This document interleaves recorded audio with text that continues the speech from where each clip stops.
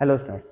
Last video lecture में हमने chapter 4 quadratic equation के कुछ पॉइंट्स किए थे, जिसके अंदर स्पेशली जो हमने सोल्व किया था वो था हमारे पास फैक्टराइजेशन मेथड, जिसके द्वारा हमने ये देखा कि किस तरह से हम एक्स के रूट्स निकाल सकते हैं। चलो फैक्टराइज तो हमने सीख लिया, अब हमारे पास जो है ना एक नया मेथड आता है, ठीक है, वो है क्वाड्रेटिक मेथड। बड़ा काम का है। जब फैक्टराइजेशन आता है तो सर हमें क्वाड्रेटिक मेथड की जरूरत क्या है? बेटा वो इसलिए जरूरत है क्योंकि बहुत सारे ऐसे क्वेश्चन होते हैं जिनमें हम फैक्टराइज नहीं कर सकते।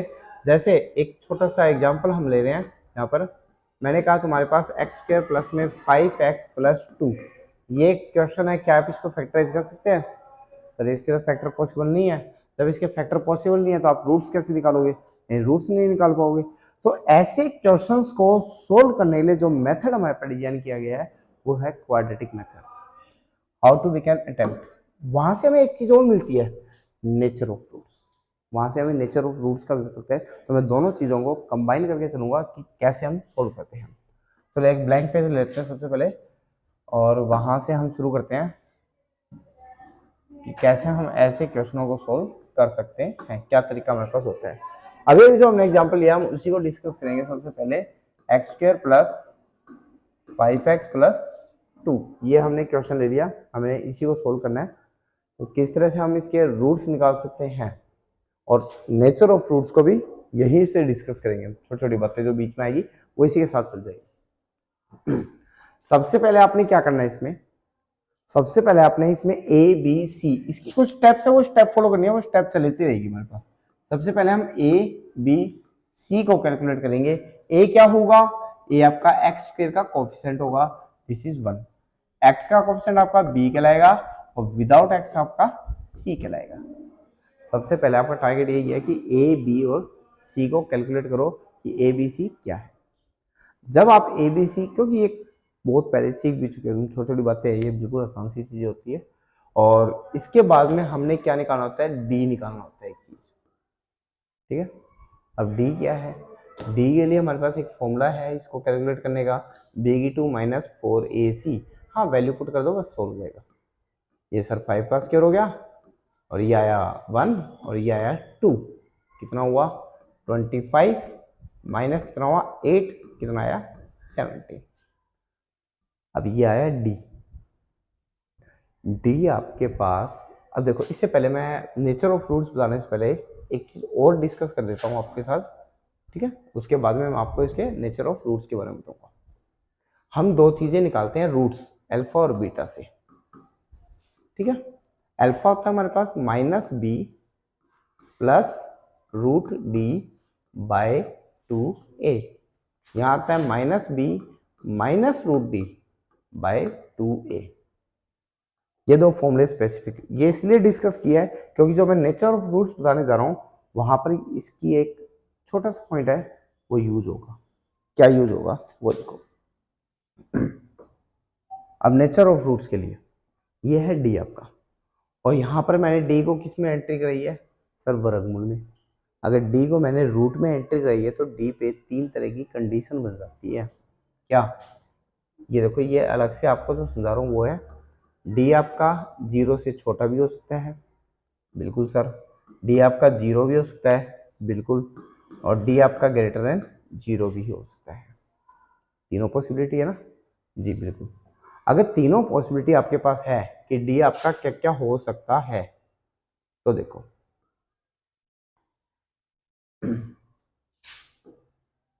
अब मैं कहता हूं अगर डी 0 से छोटा है, मतलब सर कोई भी नेगेटिव नंबर, कोई भी नेगेटिव नंबर हम सोचे, सोच लो, मान लो हमने सोच लिया चलो -4 ही ले लिया, और डी पे रूट आना है, बिल्कुल आना है। अच्छा 0, 0 तो फिर 0 ही है, इसको सोचने की जरूरत नहीं है। कोई भी एक पॉजिटिव नंबर सोच लो, हमने ले लिया 4 ही ले लिया, ठीक है। अच्छा अब ये बताओ -4, 4 का रूट कितना होता है? सर 4 का रूट तो 2 होता है, 0 का रूट 0 होता है, -4 का रूट क्या होगा? सर रूट निकालने का मतलब ये होता है कि किसी भी नंबर को खुद से मल्टीप्लाई करें तो वो नंबर आए, बिल्कुल। तो -4, सर दो नंबरों की मल्टीप्लाई नेगेटिव तो कभी हो ही नहीं सकती अगर वो सेम नंबर है तो। जैसे -2 की करेंगे तो भी प्लस का 4 आएगा, टू टू की करेंगे तो भी प्लस का 4 आएगा, तो माइनस आ ही नहीं सकता, तो मतलब ये पॉसिबल नहीं है। तो ये 3 तरह के नेचर बनाएंगे क्या, जब डी 0 से छोटा हो तो रूट्स आपके नहीं आते, यानी कि इसको कहते हैं roots are not real, roots are not real. इसके लिए आप क्या लिखेंगे, रूट्स आर नॉट रियल। चलो यहां राइट कर देते हैं हम इसको। इसके लिए आप क्या लिखेंगे, roots are not real, roots कभी भी रियल नहीं होंगे। इस केस में क्या होगा बेटा, वो मैं आपको देखो बाद में बताऊंगा कि क्यों होता है, अभी समझ लो बस कि roots are real and equal, real and equal, ठीक है। और यहां से हम कहेंगे roots are real and distinct, है अलग अलग तरह के रूट होंगे, कैसे होंगे, क्या होंगे, क्यों होंगे, वो आपको एग्जाम्पल से समझ आएगा कि कब क्यों कैसे होगा, ठीक है। ये तीनों कंडीशन नेचर ऑफ रूट्स की है, वो नोट कर लें। इसके बेस पे बुक में कुछ क्वेश्चन देते हैं, फिर वो डिस्कस करेंगे। पहले ये नेचर ऑफ रूट्स नोट कर लेते हैं कि क्या चीज़ होती है। चलो अब बात करते हैं हम, जो हमारा क्वेश्चन चल रहा था उसके बारे में चर्चा कर लेते हैं हम। पहली बात तो यहां से क्लियर हो जाएगी, दूसरी बात भी मैं इसी में से क्लियर कर दूंगा। ये अल्फा निकालना है, मैंने क्या करना है, माइनस बी, बी कितना आपके पास, सर बी मेरा 5 है, बिल्कुल राइट, प्लस रूट डी मेरा कितना आया बेटा 17, 17 आया, बाय 2 ए कितना है 1 है, लिखने की जरूरत नहीं है, 2 1 जा 2 होते हैं। यहां से कितना होगा बेटा, बीटा बीटा होगा -5 माइनस रूट 17 बाय 2। इसे थोड़ा सा सही बना देते हैं,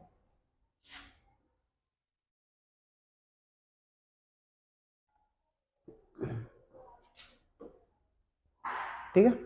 ये हमारे पास आ गया। अब आप सोच सकते हो, देखो डी मेरा पॉजिटिव है ना यहाँ, बिल्कुल। अब रूट 17 की कोई ना कोई तो वैल्यू होगी, बिल्कुल होगी, उसको 5 -5 में ऐड करूंगा और फिर 2 से डिवाइड करूंगा, ये वैल्यू इस वैल्यू से क्या होगी सर, डिफरेंट होगी, डिफरेंट होगी, तो इसका मतलब क्या हुआ, ये डिस्टिंक्ट अलग अलग आई ना दोनों वैल्यू। इसलिए कहते हैं कि डी जब ग्रेटर देन 0 हो, पॉजिटिव हो, तो रूट्स क्या होंगे, अलग अलग होंगे, और जो अलग अलग होंगे ना वो रियल होंगे, यानी कि एक नंबर आएगा, कुछ ना कुछ तो आपको मिलेगा। This is result. अगर हमारे पास गलती से ऐसा होता कि ये 0 आ जाता, अब सर 0 आएगा तो इसके अंदर हमें क्वेश्चन में चेंज करना पड़ेगा। देखो मैं चेंज करता हूँ क्वेश्चन को थोड़ा सा। अब देखो सेकंड केस, सेकंड केस का मैंने क्वेश्चन लिखा है यहाँ पर,